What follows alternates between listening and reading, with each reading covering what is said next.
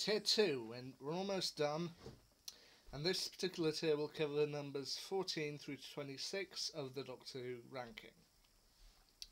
So down at the bottom of Tier 2 we have number 26, Spyfall, i.e. the first and second episodes of Series 12. It's amazing they managed to keep the big secret of this episode secret, but they managed it, and while it took me 2 goes at it before I was fully convinced, it absolutely does pay off. I mean, you got great performances from Lenny Henry, Sacha Dhawan, and Stephen Fry, and it's just a fun ride. Number 25, The Fires of Pompeii, i.e. the second episode of Series 4. The first proper outing for Donna aboard the TARDIS, and it's a pretty good one. This episode also has surprise guest appearances from future Doctor Who actors Peter Capaldi and Karen Gillan, so take a little look, you might be surprised. Number 24, The Doctor's Wife, i.e. the fourth episode of Series 6. I admit, Series 6, as I've said before, Series 6 isn't one of my favourites, but most people say that The Doctor's Wife is the best of Series 6, and looking through the list, yeah, it kind of is. I mean, once again, Saran Jones does a great job here, and Michael Sheen as the voice of a planet, you may not ever see him on screen, but he works with it, and it's brilliant. And number 23, the Christmas special and New Year special of 2009 and 2010, The End of Time. David Tennant's final episode, or final episodes, in the role of the Doctor. You got him, you got the return of John Sim and Bernard Cribbins, and you got Timothy Dalton as Rassilon, and he is just a powerhouse in this. You've also got David Harewood in there, whom some of you may recognise from Supergirl. So yeah, I definitely think it's a good one, and it's definitely one of the big ones. Sticking with Christmas specials, one up, number 22, A Christmas Carol. Once again, you got a great cast in here, including Catherine Jenkins, Lawrence Belcher, and Michael Gambon in here. And if Doctor Who was to ever do A Christmas Carol, this is about what I'd expect. I mean, it's got stuff in the past, present, and future fitting in with the story. It's got the space elements. It's got flying fish. I still regard it as one of the better Christmas specials, and yeah, that's where it ends up on number 22 on here. Number 21, what I personally have stated is the best Christmas special, The Next Doctor, i.e. the Christmas special of 2008. It might just be because this was coming off what I thought was the best series of New Who, Series 4, but I still maintain The Next Doctor is one of the best. I mean, once again, David Tennant is magnificent in this. You've also got great portrayals by David Morrissey, Vilil Tishbalala, I'm sorry if that's not how you pronounce it, my apologies, and Dervla Kerwin, and while I admit the ending effects on the Cyber King might be a little dated, I personally still think it's the best Christmas special. But just because I think it's the best Christmas special, that still only makes number 21 on my list. At number 20, we've got Human Nature and the Family of Blood, i.e. the 8th and 9th episodes of Series 3. Now, while most people will say that Blink was the scariest episode of Series 3, I remember at the time when it first aired, I actually thought Human Nature and the Family of Blood was very, very scary.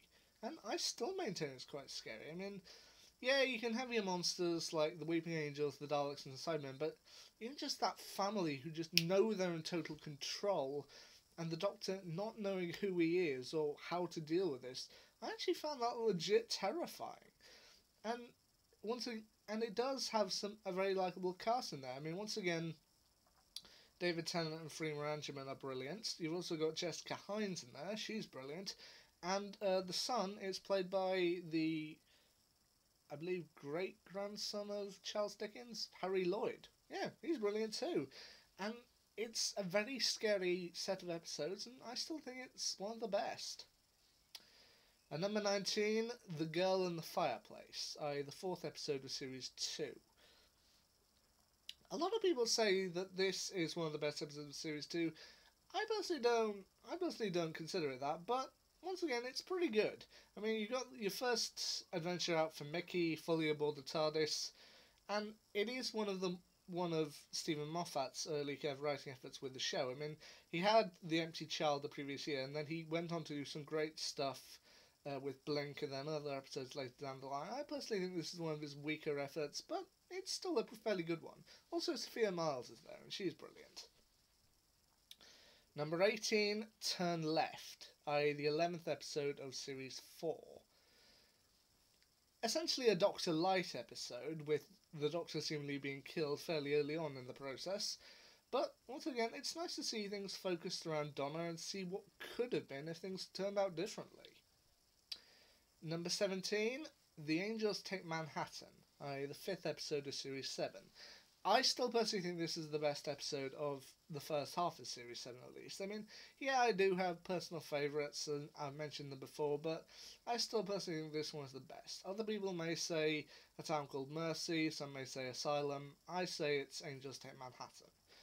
Also, a devastating departure for the Ponds, and it does leave you thinking a lot and cherishing your loved ones.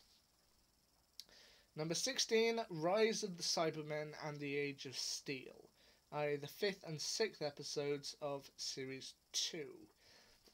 A cracking reintroduction for a classic Doctor Who monster, and I'll admit, the Cybermen over the years of New Who have become something of a guilty pleasure for me.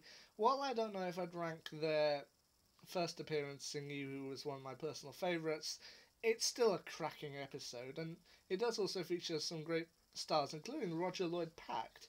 I mean, he's passed away now, but you may recognise him from Harry Potter and the Goblet of Fire, so he's here as well as John Lumick.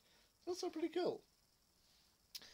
Number 15, Bad Wolf and the Parting of the Ways, i.e. the 12th and 13th episodes of Series 1. Now, this is perhaps the most dated of Doctor Who stories, but it still manages to slip its way quite high into my list because it's fun. I mean, you got the Doctor trapped in Big Brother, Rose trapped in The Weakest Link, and Jack seemingly trapped in What Not to Wear. It's funny, it's dated. It was topical at the time. As I said, it is a little dated now, but at the same time, it has fun with its premise, and it is a nice follow-up to what I thought was a kind of lacking story with The Long Game. So, see the Doctor and Rose and Captain Jack return to that location and ultimately have to deal with all this, I actually think it's kind of fun. But making the top of my second tier is Midnight, i.e. the 10th episode of Series 4. A lot of people will say that this is the best episode of Series 4. It's not mine, but I do see why people consider this a great one. I mean, once again, it's a companion light episode. Donna only shows up for a few minutes at the beginning and at the end.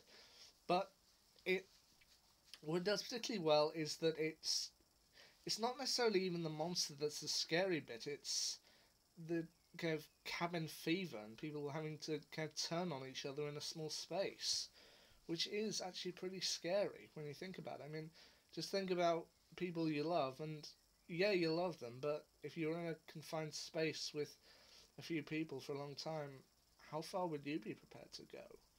And that's what ultimately made Midnight such a good episode.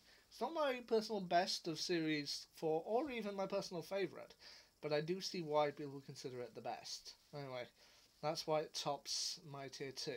So, one tier left to go, and I'll see you when it's done. Anyway, until then, see ya.